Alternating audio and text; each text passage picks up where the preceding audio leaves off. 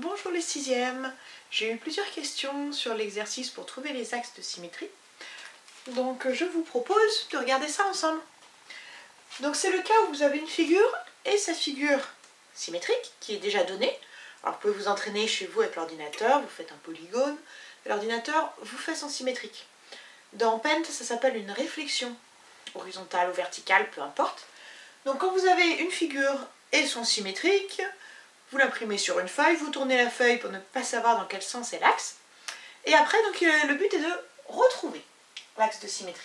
Donc je vous propose déjà deux figures très simples. Donc le polygone marron et son polygone symétrique. C'est fait à l'ordinateur, donc on est sûr que ce sont bien des symétriques. Et on cherche l'axe de symétrie. Donc on voit bien quel point va avec quel point. Donc on sait qui est symétrique de qui. On pourrait éventuellement tracer la droite en pointillé qu'on aurait fait normalement si on avait eu l'axe et retrouver l'axe en utilisant par exemple le compas ou l'équerre, donc faire une droite perpendiculaire passant par le milieu. Sauf que dans l'exercice on vous dit ni équerre ni compas. On veut juste la règle graduée, donc c'est ce que j'ai à la main. Donc pour ça on va bien regarder la figure et on remarque que la figure et sa figure symétrique passent l'une sur l'autre. C'est arrivé également quand on faisait des symétriques sur carreau. Et je vous disais, c'est très bien quand ça coupe l'axe, parce qu'on est sûr que le symétrique coupe exactement au même endroit, et ça permettait de vérifier la figure. Donc là, on est sûr que quand les deux figures se coupent, donc par exemple ici, ou là, ces deux points-là font forcément partie de l'axe de symétrie. Donc ce point-là est sur l'axe, et celui-ci aussi.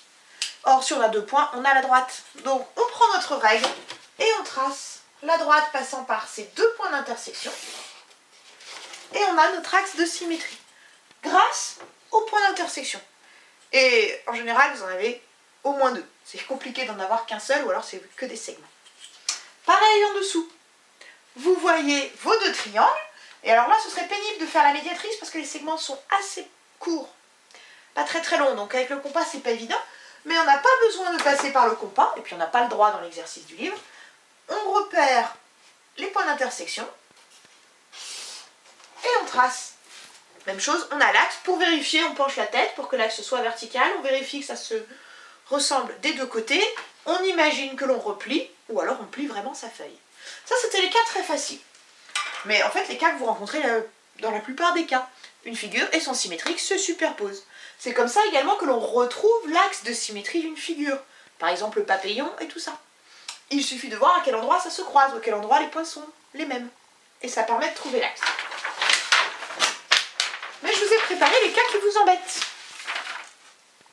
C'est les deux mêmes triangles que sur la page d'avant, mais cette fois ils ne se coupent pas. Donc évidemment on est très embêtés.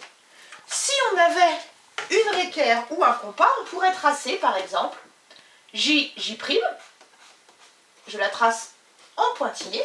Et on sait que l'axe passe par le milieu et est perpendiculaire. On pourrait donc trouver le milieu. Alors avec la équerre, avec la règle graduée. Et si on a une équerre ou une équerre, on fait une perpendiculaire. Et on a notre axe. Si on a un compas, c'est encore mieux. On pique, on fait un arc de cercle dessus, un dessous. Avec la même ouverture, dessus, dessous. Voilà. Évidemment, moi j'ai pas de compas sur mon tableau. Ça vous ferait ça vous donnerait l'axe de symétrie. Si on avait droit aux instruments, c'est le moyen le plus précis. Le problème, c'est que si je vous interdis les instruments, ça veut dire ni équerre ni compas, vous avez droit juste à une règle. Et sans graduation, évidemment. Dans ce cas-là, comment on fait? Eh bien, en fait, on va compliquer un petit peu la figure. Au lieu de voir que J est le symétrique, enfin pour symétrique J', K va avec K', on va se dire, et si notre figure, elle avait comme segment JK'. Si JK' était un segment de notre figure, le symétrique de JK', ce serait J'K. Alors je n'ai pas le segment, mais j'ai les points, donc je peux le tracer. Et si je trace donc un segment autre que ceux qui sont donnés et sont symétriques, l'avantage de ces segments, c'est qu'ils vont se couper. Et ils vont se couper sur l'axe de symétrie. Donc en traçant deux segments, en prenant un point, n'importe lequel hein, de la figure, et un autre point, mais de la figure symétrique, on est sûr que ça va couper l'axe. Si on voulait le tracer l'axe, il suffirait d'en trouver un autre. Par exemple, KI', et je trace IK'. J'aurais eu mon deuxième point. Donc pour voir si vous avez compris, on va faire la même chose en dessous. Je choisis un point, alors je vais choisir F par exemple, un point sur la figure du haut, et je choisis un point autre que F' sur la figure du bas. Alors par exemple, E'. Voilà. Je vais tracer FE, et du coup je vais tracer F'E. Et ça, et j'ai juste besoin d'une règle pour le faire. Mais l'avantage, c'est que j'ai trouvé ce point. Et ce point-là, il est sur mon axe. Il me suffit d'en trouver un deuxième. Donc je vais tracer, pareil, deux autres segments. Alors par exemple, je vais reprendre le point F. Je vais le mettre avec B', et du coup je vais prendre B avec F'. Et voilà, j'ai un deuxième point qui est sur mon axe. Si je ne suis pas sûre, je peux en faire d'autres. Autant que je veux, mais deux, c'est suffisant. Alors ces traits-là, si vous avez peur que ça encombre la figure, vous les faites en appuyant très peu, avec un critérium par exemple, ou en pointillé. Et si vraiment vous les faites au crayon et qu'il se voit trop, dans ce cas-là, l'axe, vous le faites au stylo rouge. Donc j'ai juste à tracer la droite passant par ces deux points. Voilà mon axe de symétrie. Donc juste avec une règle, quand ça se coupe, les deux figures, aucun souci, on a juste à tracer l'axe.